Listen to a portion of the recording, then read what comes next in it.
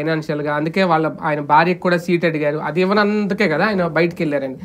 అంటే అలా వెళ్ళిపోతారని తెలిసినా జగన్మోహన్ రెడ్డి గారు వదిలేసుకుంటున్నారు కదా, రేపొద్దున ఏంటి పార్టీ భవిష్యత్తు పరిస్థితి అనేది. అదేనేది ఇప్పుడు ఇతను చేస్తున్నటువంటిది లావు శ్రీకృష్ణదేవరాయలు మంచి ఫైనాన్సరు. అవును, ప్రతి ఎమ్మెల్యే క్యాండిడేట్ డబ్బులు పెట్టుకోగలడు, వేమిరెడ్డి ఫుల్ డబ్బులు పెట్టుకోగలడు, రఘురామకృష్ణరాజు డబ్బులు పెట్టుకోగలడు, బాలశౌరి పెట్టుకోగలడు.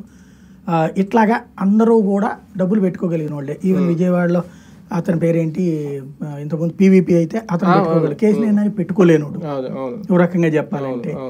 అలాంటి ఒక రకంగా చంద్రబాబు గారికి ఈయన 2 గిఫ్ట్లు ఇచ్చాడు. ఒకటి సిట్టింగ్ ఎంపీలు ఎమ్మెల్యేలు ఇచ్చాడు, రెండో పక్కన ఫైనాన్షియల్ సోర్స్ ఇచ్చాడు. మంచి ఫైనాన్షియల్ సోర్స్. ఇవాళ దగ్గరగా 1000-1500 కోట్ల రూపాయలు చంద్రబాబుకి వచ్చేసినట్టు వీళ్ళందరి మూలంగా. రేపు పొద్దున వీళ్ళందరూ కలిసి జగన్ ఫోటో పెట్టుకోలేమో చంద్రబాబు గారు. అంతే.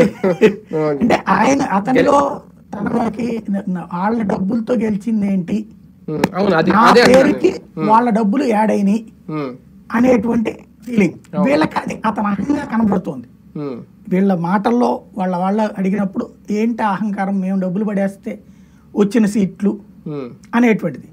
వీళ్ళ వెర్షన్ ఏంటి, వాళ్ళు డబ్బులు పడేసింది చంద్రబాబు డబ్బులు పడేస్తాడు, వీళ్ళు డబ్బులు పడేస్తారు. పేరు గెలిచేది చంద్రబాబు పేరు మీద, జగన్మోహన్ రెడ్డి పేరు మీదే, కానీ డబ్బులు ఉన్నాయని చెప్పి వాళ్ళు ఇండిపెండెంట్గా పోటీ